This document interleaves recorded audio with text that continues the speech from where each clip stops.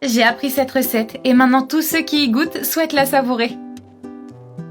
Alors les amis, ajoutez 300 ml de lait dans un bol. Ajoutez une pincée de sel. Puis enfin, terminez en ajoutant un œuf entier. Mélangez bien les ingrédients ensemble. Ensuite les amis, ajoutez 300 g de farine de blé dans le même bol. Idéalement, tamisez-la pour obtenir une pâte très fine et savoureuse. Ajoutez ensuite une cuillère à café de levure chimique.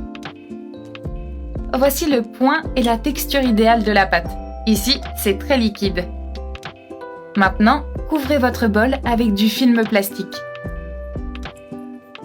Laissez reposer la pâte pendant environ 20 minutes. Pendant ce temps, préparons un délicieux sirop sucré. Ajoutez alors une tasse de sucre dans une casserole. Puis ajoutez une demi-tasse d'eau.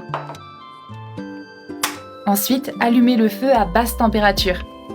Dissolvez doucement le sucre dans l'eau. Ensuite, ajoutez un demi-citron. Laissez cuire pendant 4 à 5 minutes, dès que le sirop commence à bouillir. D'accord les amis? Notre sirop sucré a déjà cuit et est prêt. Éteignez alors le feu et mettez de côté jusqu'à ce qu'il refroidisse, d'accord? Pendant ce temps, il est temps d'allumer le feu et de commencer à frire. Retirez alors le film plastique. À l'aide d'une cuillère à petits trous, prélevez une petite quantité de pâte et placez-la dans l'huile chaude.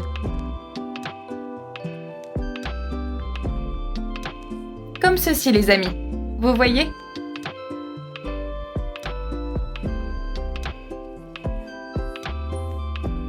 Étalez délicatement et en quelques secondes, vous verrez de belles bulles se former dans l'huile chaude.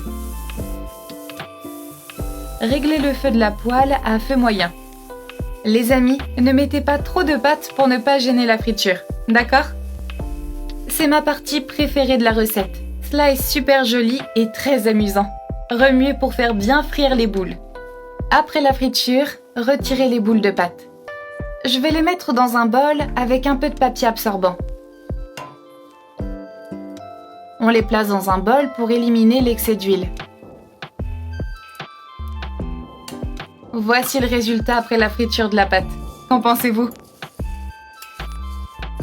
Ajoutons ensuite des graines de sésame blanc. Cela va les rendre plus jolies encore. Les amis, la dernière étape consiste à ajouter le sirop sucré au citron.